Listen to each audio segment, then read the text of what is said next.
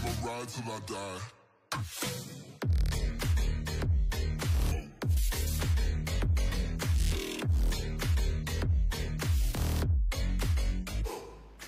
Čau, draugi! Nu ko, ar jums kopā atkal es, Nils, un pēdējais metiens One Last Cast. Kā redzat, esmu pārvācies no garāžas telpām, no garāžas tādas improvizētās studijas uz biroju. Mēģināšu tagad augstajā laikā ziemā, iespējams, kad no šīs te improvizētās studijas raidīt. Tā kā droši, ja tu neesi vēl parakstījies, obligāti paraksties, būs daudz interesantu jaunumu, daudz interesantu video. Un es esmu pārliecināts, ka viennozīmīgi tev tas būs noderīgi. Šodien, sakarā ar to, kad ārā ir laiks, kāds viņš ir, nolēmu nedaudz varbūt parunāt par to, kas nepieciešams, lai filmētu makšķerēšanas video. Attiecīgi pats ļoti sen jau nodarbojos ar copi, no autiņiem bez mazai. Un pavisam nesen pagājušajā gadā esmu sācis filmēt video un likt viņus YouTube. Lieku gan priekš sevis, gan priekš citiem. Ticu, ka ir arī noderīga informācija. Tāpēc man radās tāda vēlme ierakstīt video par to, kas tad nepieciešams, lai filmētu kaut kādu šo te aktivitāti, copas aktivitāti. Principā vajadzīga vēlme, vēlme kaut ko darīt, vēlme copēt, vēlme filmēt. Otrs ir nepieciešams brīvais laiks, attiecīgi, lai varētu samanedžēt šo te gan copi, gan filmēšanu, gan pēc tam pēcapstrādi kaut kādu nelielu, ja nepieciešams. Tāpēc ar laika patēriņu arī ir jārēķinās. Bet globāli, lai uzņemtu šos te video, var izmantot praktiski jebko. Var filmēt šo te visu uz viedierīciem, uz telefoniem. Mums ir viens YouTuberis, Puksts, filmē vienkārši uz telefonu. Forši superīgi video, nav nepieciešams kaut kāda dārga aparatūra.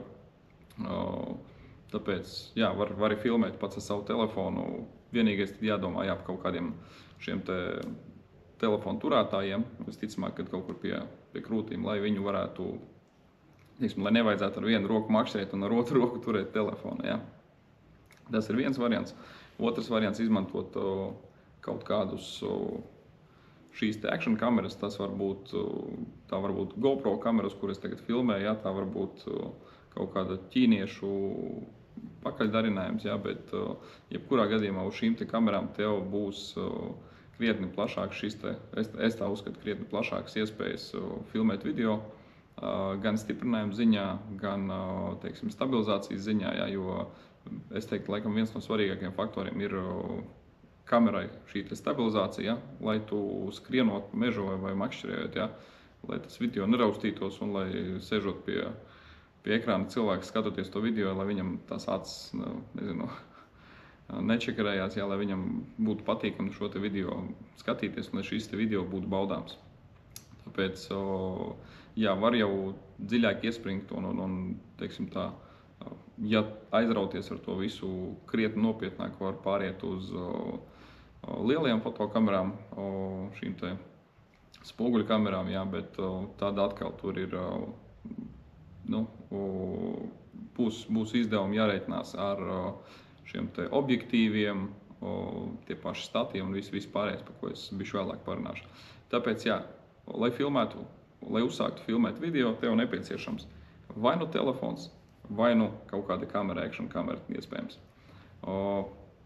Tā kā praktiski jebkurš to var uzsākt, un nezinu, vai tas saistīts ar kaut kādiem YouTube šiem te sērčiem kaut kādiem, bet pēdējā laikā saskaros to, ka diezgan daudz Latvijas copmaņu sāk filmēt savus video, savus copas gaitas un likt viņus iekšā YouTube.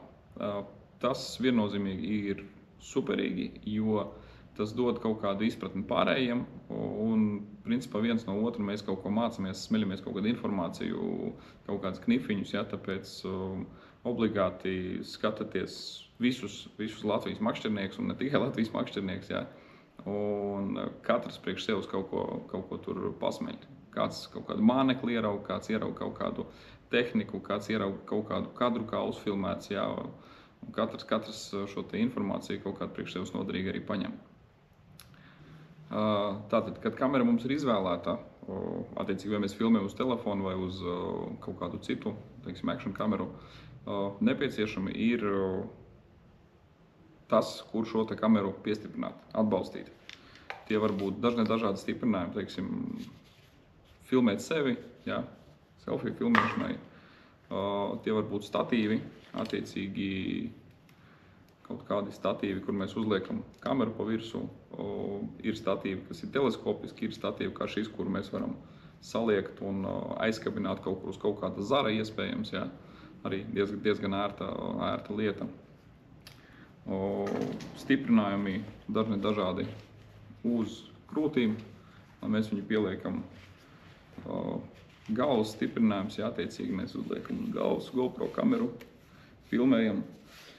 Vai tas, kas man personīgi ļoti patīk, ir šis te stiprinājums uz kakla. Mēs viņu apliekam ap kaklu, un tad kamera uzliekās te pa virsmu, un attiecīgi viņa filmē negluži no krūtīm, negluži no galvas, un tas plus, ko es tajā saskatu, kad copē, tu nesties visu laiku vienā punktā, tu mēģini tomēr kaut kā meklēt to zivi, skatīties, iespējams, nākamo metienu, kur izdarīt uz citiem copaņiem, varbūt tās, ja kaut ko parunāties. Tu sanāc, tu galvu tu grozi. Tāpēc var netrāpīt tajā momentā, ja, kad pieķerās zivs, tu esi to galvu tieši pagriezis kaut kur un nesanāk uzņemt tieši to copas brīdi. Ja tev ir uz kakla šis te stiprinājums, šī te kamera vai telefons, ja, tad tu, principā, grozot galvu, tev viņu praktiski nekustās. Bet, kad tu kusties pats, kad tev ķermenis kustās līdzīgi kā ar krūšu stiprinājumu, ja, tad viņi kustās arī nedaudz līdzi. Tāpēc man šis te stiprinājums pašam ļoti patīk, un es viņu arī izmantoju. Ja, jo uz galvas man, teiksim tā, viņš nevisai simpatizē. Krūšu stiprinājums arī ļoti forša lieta.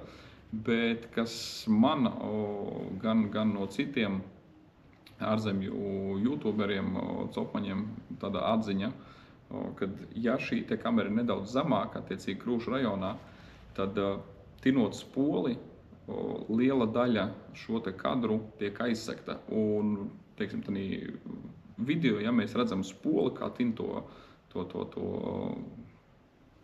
rokturi, ja, bet pašu kaut kādu actionu, pašu, teiksim, ūdeni, ja, vai zivi, kā viņi tur lēkā, ja, to mēs neredzam, tad tas tiek palaists garām. Tie ir tiešām tie vērtīgie kadri, kāpēc citi grib skatīties jūsu video. Tāpēc man liekas, ka tiem kadriem viennozīmīgi jābūt tādiem, skatāmiem. Tāpēc ar krūšu stiprinājumu tas bieži vien šie kadri nesanāk tik forši, kā viņi varētu sanākt. Jā, lai ierakstītu video stiprinājumi, un kas vēl nepieciešams, ar ko es arī nedaudz grēkoju, mikrofoni. Attiecīgi, lai mums būtu šī te kvalitīvā skaņa, lai būtu patīkami cilvēkiem ne tikai skatīties šo te bildi, jā, šo te copas video, bet arī klausīties to, ko mēs tur runājam. Un lai šī informācija būtu viegli uztverama un saprotama. Ar ko es saskāros, ja, kad nopirku GoPro kameru, viņai nevarēja pielikt mikrofonu, bija jāpērk atsevišķi media mods, un tagad savienojot šos te mikrofonus bezvadu, pie media moda jāpiesprauž vats, jāpiesprauž receivers, un tad ir pašam jāpieliek kaut kur šis te bezvadu mikrofons, var viņam pielikt šādu te ar vadu pagarinātu, jā, lai teiksim, pa virsū šis te porolons, lai skaņu noslēpētu, jā, lai kaut kādas vieglas vēja brāzmas, lai nebūtu tāda čarkstoņa mikrofonā. Tāpēc tas arī šīs te lietas ir manā skatījumā ļoti svarīgas, ja mēs gribam filmēt labu un patīkamu kontentu. Bieži vien filmēt sanāk agri no rīta, vēlu vakarā, un tad mums ir nepieciešams kaut kā šo te procesu izgaismot. Protams, var paņemt kaut kāds prožektors lielos līdzi, bet to neviens nedarīs, nestaipīs. Tāpēc tas, ko es atklāju, tajā pašā internetā var nopirkt šādus te, kas viņi skaitās, nosacīt šādas te zipspuldzes. Internetā var nopirkt šādas zipspuldzes. Viņām plus ir kāds, viņas stiprinās uz tās pašas GoPro kameras. Viņām ir pirmkārt dažādās krāsās viņi var, un, jā, mēģināšu parādīt, kur viņam te krāsas mainījās. Viņam var regulēt šo te siltās augstais tonis.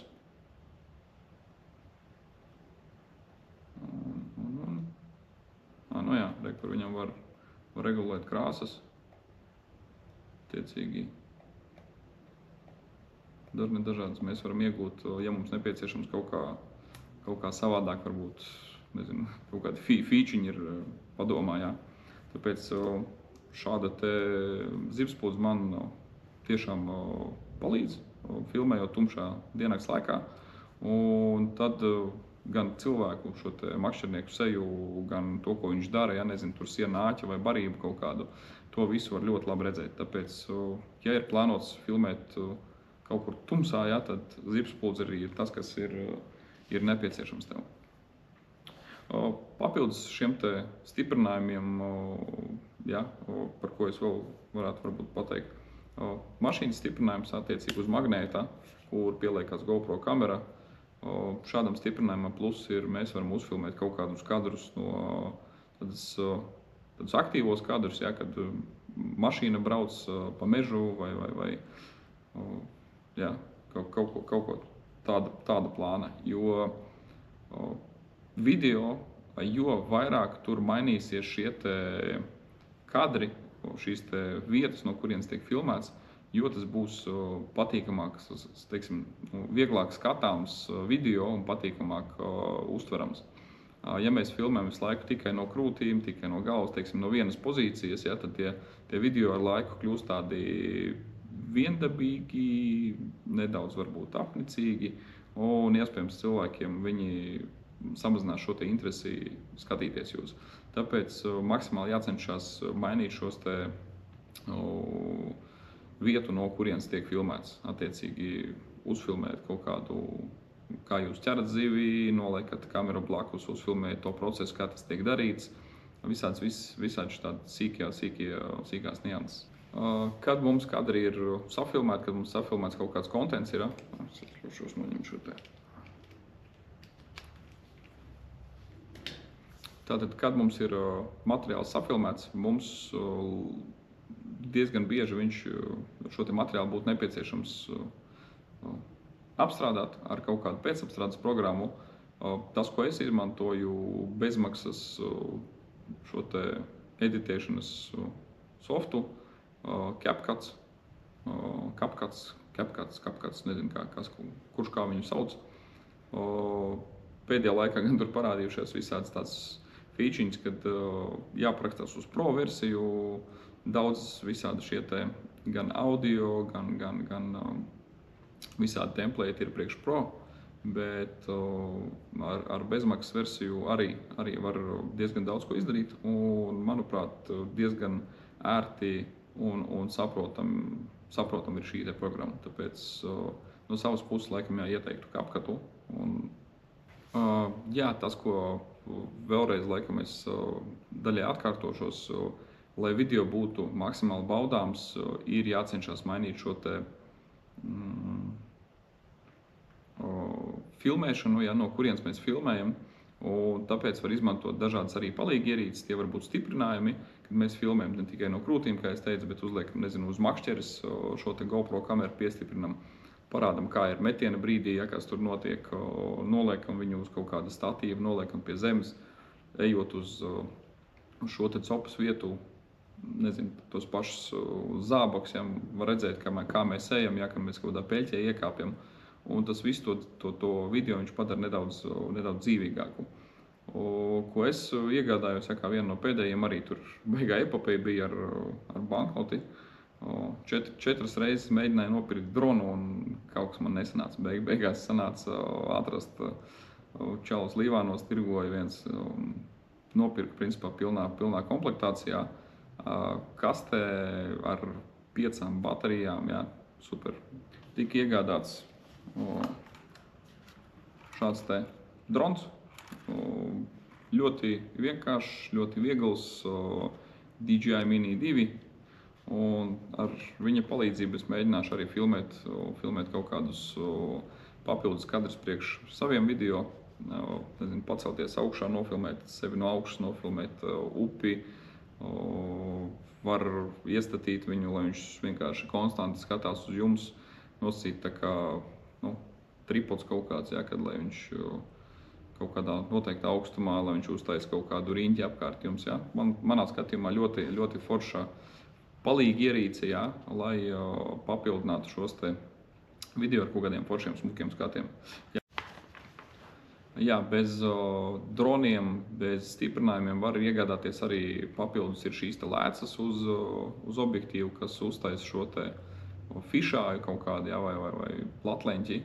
Un arī šādi kadri viņi atdzīvina, teiksim, var atdzīvināt jūsu video. Jā, filtri. Polarizācijas filtri arī ir lieta, kas ir, es teiktu, ļoti, ļoti nepieciešama gan kamerām, gan arī dronam, ja jūs plānojat filmēt. Krāsas sanāk krietni intensīvākas, tādas foršākas. Un, ja mums ir kaut kāda aktivitāte, ja drons lido, tad principā būs pa malām tāds foršs mūsu blūriņš. Un tieši tāpat tās arī ar kameru. Ja mēs kaut ko ejam vai skrienam vai kaut kāda aktīva darbība notiek, tad principā tas, kas mums ir fokusā, centrā, kadrā un kas ir statīvs, viņš būs tāds izteikts, ja? Un pārējais būs tāda nelielā blūriņā, kas dos to sajūtu par kustību, par kaut kādu šo te akšanu. Tāpēc, jā, filtri manā skatījumā ir must have lieta. Nu tā, tas bija viss par to, kas būtu nepieciešams, lai filmētu foršus copes video. Kā redzam, nekas diži daudz nav nepieciešams. Ja? Minimālā komplektācija ir telefons, tāpēc praktiski jebkurš to var darīt. Ķeram telefonus rokās, grābjam telefonus rokās, grābjam makšķeres, skrienam pie upes, pie ūdeņiem, ezeriem, sākam filmēt, sākam likt YouTube, dalāmies ar saviem piedzīvojumiem, dalāmies ar savām emocijām, ar savām zivīm, ar savām, nezinu, tukšajām copēm un veidojam tādu vienotu lielu copes YouTuberu komūnu. Ja? Jo tiešām forši un patīkam skatīties citu copmaņu video, ja tīpaši tajās dienās, tā kā tagad ārā laiks diezgan tāds, es teiktu, sūdīgs. Copēt īsti nekur aizbraukt negribās, tāpēc var ieliet sev karstu tēju, apsēsties pie datora un apsīties kādu YouTuberi, kas ir bijis copē kaut kad un uztaisījis savu video. Tāpēc ķeram telefonus, grābjam telefonus, grābjam kameras, grābjam inventāru, skrienam copēt, filmējam, liekam YouTube, parakstamies uz kanālu, uzspiežam laiku, iekomentējam, varbūt kas bija šajā video noderīgs vai ar ko vajadzētu papildināt, kam pievērst uzmanību, varbūt filmējot copas video. Droši vienmēr atvērts sarunai, uzklausīšu un padalīšos ar to, ko zinu.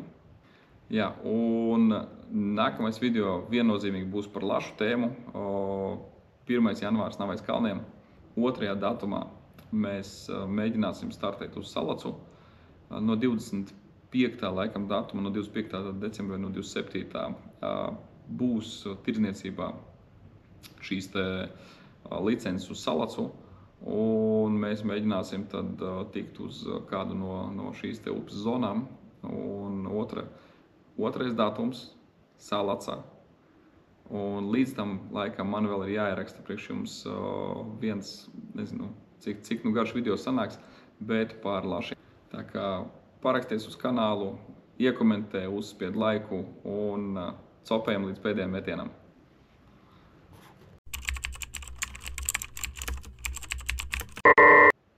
Gandrīz aizmirsu vienu ļoti svarīgu lietu. Powerbanks. Tas ir tas, kas nepieciešams obligāti, un baterijas var nosēsties jebkurā brīdī, tāpēc powerbankam obligāti vienmēr jābūt līdzi.